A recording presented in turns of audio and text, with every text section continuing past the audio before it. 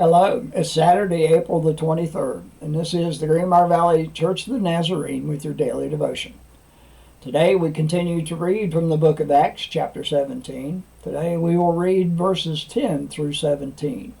Here's the word of the Lord. As soon as it was night, the believers sent Paul and Silas away to Berea. When arriving there, they went to the Jewish synagogue. Now the Berean Jews were more noble character than those in Thessalonica, for they received the message with great eagerness and examined the Scriptures every day to see if what Paul said was true. As a result, many of them believed, as did also a number of prominent Greek women and many Greek men. But when the Jews in Thessalonica heard that Paul was preaching the word of God at Berea, some of them went there too, agitating the crowds and stirring them up. The believers immediately sent Paul to the coast, but Silas and Timothy stayed at Berea. Those who escorted Paul brought him to Athens and then left with instructions for Silas and Timothy to join him as soon as possible. While Paul was waiting for them in Athens, he was greatly distressed to see the city was full of idols. So he reasoned in the synagogue with both Jews and God-fearing Greeks, as well as the marketplace day by day with those who happened to be there. And that is the word of the Lord.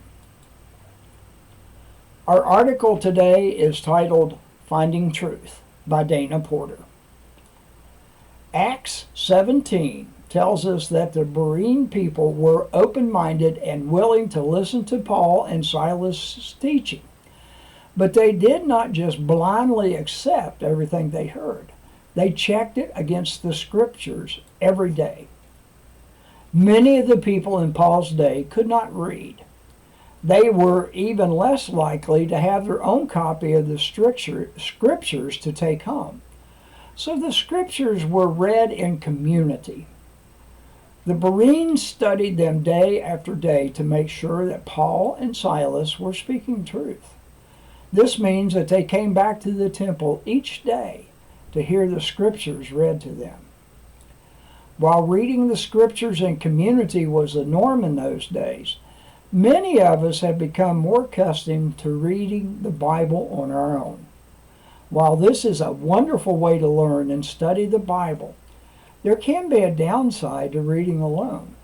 We can develop our own ideas about what we are reading, but we do not have anyone, friend or expert, with whom we can discuss the passage.